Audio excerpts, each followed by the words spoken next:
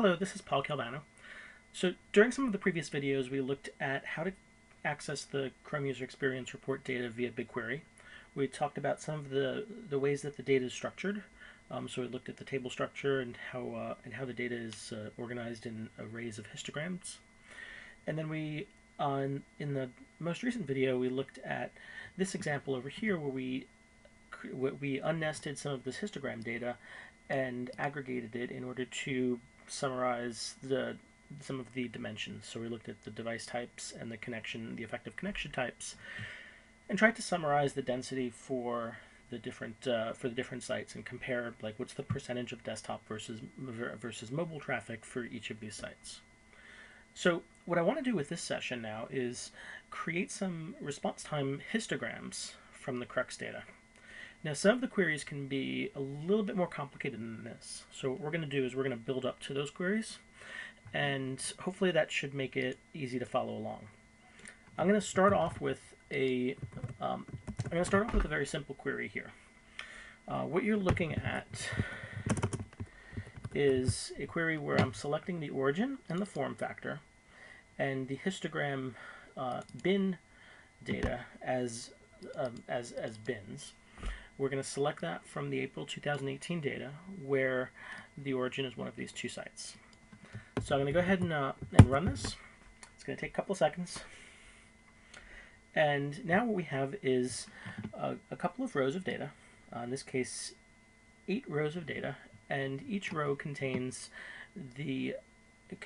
all of the data for different form factors and connection types. Although the connection types are not displayed here, we still need to aggregate that later. But we have all of the rows of data, and now what I want to do is I want to take this data and I want to use this as a subquery. So that's why I have everything indented over here. I'm going to use this as a subquery, and I'm going to and what we're going to do is we're going to query off of these results. So the next thing I'm going to do is I'm going to say I want the here's what I want to select from this data. So I want the origin, I want the form factor dot name, and I'm going to call that client, and then I also want the bin start time. So I want to know the start time, which is in milliseconds. But I'm actually going to divide this by 1,000 so I can represent it in seconds. And I'm going to call this bin. And then I also want to sum the densities as volume. So this query is not going to run as it's written right now, and the reason for that is because there is no column named bin in this subquery, and it's all represented in arrays anyway. So we need to unpack those arrays. So what I'm going to do is I'm going to cross join and unnest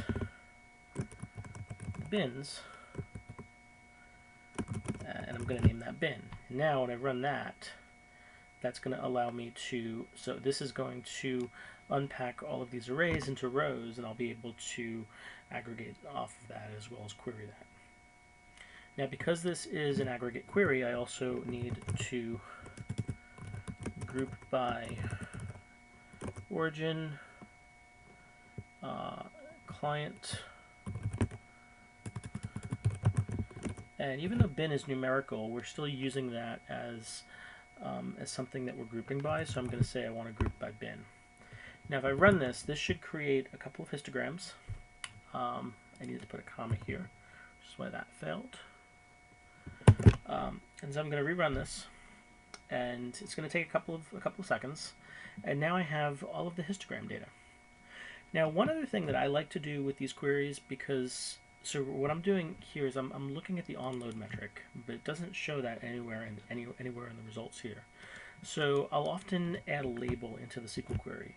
So I'm going to just call, I'm going to create a metric column, and I'm going to name that onload. I don't need to add anything to the group by in order to do that. It's really just there for informational purposes.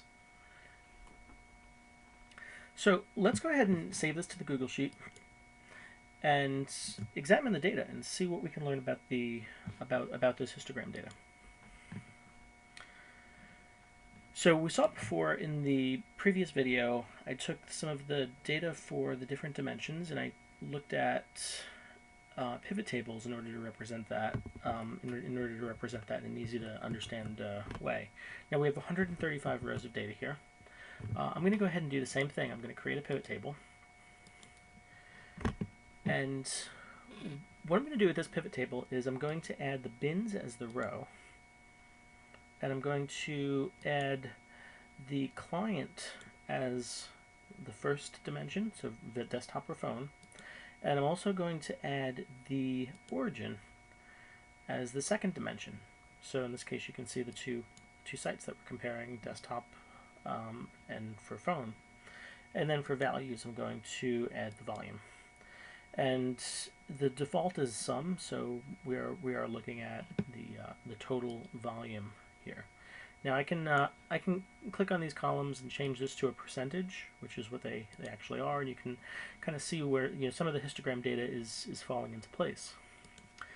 Now what I'm going to do is take the first 10 seconds of data, and we're just going to look at desktop for now. And I'm actually going to move this to a new sheet, and I want to graph this so that we can actually see what does this histogram data look like. And some of it might be a little bit surprising. So let's actually go and say insert chart. And it's going to draw a column chart by default. It looks like because the bin is numerical, it added that as a series. We're going to just go ahead and remove that. And then we can add the bin as a we can add the bin as the x-axis. So let's go and update the bin here. And then I don't necessarily like to look at this in a column chart. I think a line chart or an area chart would be a better representation. So let's actually look at this in an area chart. Now, one of the first things that you might notice here, aside from the differences in the performance of the two sites, is that there's a jump at around 3 seconds in this histogram. So this looks quite irregular. And there's actually a really good reason for this. If you take a look at the data during the first 3 seconds, the histogram data is separated by 200 millisecond increments. And then once we pass 3 seconds, it's 500 milliseconds. So the sum here at 3.5 is actually 2.5 times more than what it was going from 2.8 to 3. So what you're actually seeing here is kind of misleading, and it's just an artifact of the way that the histogram data is represented.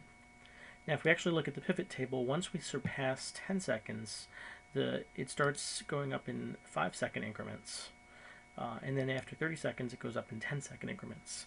So these histograms can be a little bit misleading. The way to get around this is to spread out the bins. Now there's a really, so if you go to the HTTP archive,